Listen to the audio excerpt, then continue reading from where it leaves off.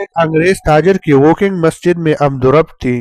वो जब भी मस्जिद में आता बड़े शौक से वजू करता, निहायत ही इंकिसारी से नमाज पढ़ता, बहुत देर तक सिजदा में गिरा रहता और ऐसी महवियत के साथ दुआ करता कि पास बैठे हुए लोग भी इसकी सोज व गदास को महसूस करते। एक दिन मस्जिद के इमाम साहब ने पूछा, आपके कबूल इस्लाम का सबब क्या है? अंग्रेज ने जवाब दिया, नमाज का जादू, यानी नमाज की कशिश। इमाम साहब ने पूछा, मगर नमाज तो आपने कबूल इस्लाम के बाद पढ़ी होगी। उसने जवाब दिया, नहीं नहीं, मेरी नमाज पहली थी और कबूल इस्लाम बाद में हुआ। इमाम साहब ने फिर कहा, ये बड़ी अजीब बात है, मैं समझ न सका, ज़रा तफसील से आप बताना चाहेंगे कि इस्लाम से पहले नमाज तक आपकी रसाई कैसी हुई? इस पर उसने कहा, इमाम साहब, मेरे कबूल इस्लाम का वाक़या यकीनन बड़ा अजीब है। वो इस तरह की 1912 ईस्वी से मैं मशरक़ी अफ्रीका की बरतानवी इलाका कीनिया में आबाद हूँ और वहाँ मेरी बहुत तिजारत है। मजहबी एतबार से मैं प्रोटेस्टेंट ईसाई था और अपने अकीदा में बहुत सख्त था। मेरी रूह हजरत ईसा अलैहिस्सलाम के पैगाम पर हर दर्जा मुतमईन थी।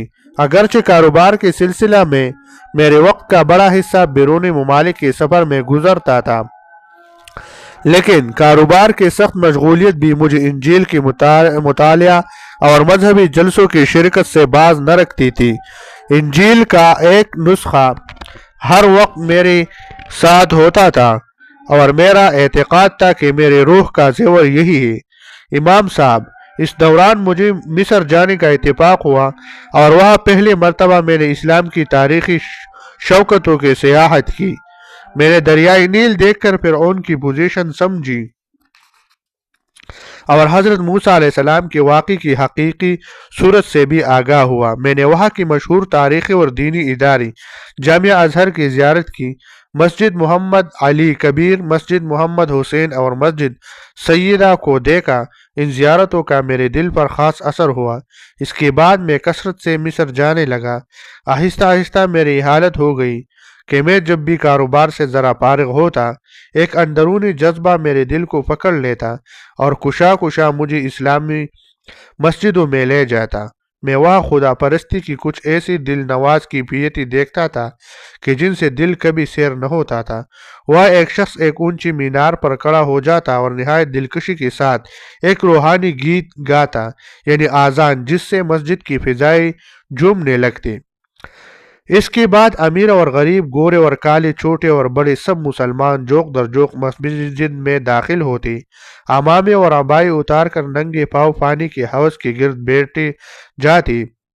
फिर ये लोग अपना हाथ मुंह कई मरतबा धो के साफ और उजला कर लेते। इसके बाद सब लोग हौज से उठते, कपड़े पहनते और कतारें बनाकर मस्जिद के दालान में बड़ी मोहब्बत से बैठ जाते। इसके बाद इकामत कही जाती और तमाम हाजिरीन निहायत ही अदब और वक़ार के साथ सफ़े बना लेती। ये मंजर देखकर मुझे मैदान जंग की मुनज़्ज़म और मुरतब सफ़े याद आ जाती।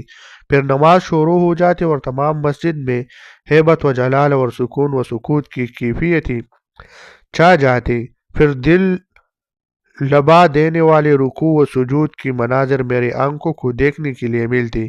ये मनाजिर ऐसी मुअस्सर होती थी कि जिस शख्स में ज़रा भी अक़ल व एहसास मौजूद हो, वो इनसे मुतासिर हुई बग़ैर नहीं रह सकता था। देखने वाले को अल्लाह ताला की शान नज़र आती थी और इंसान महसूस करता था कि गोया मैं इस दुनिया से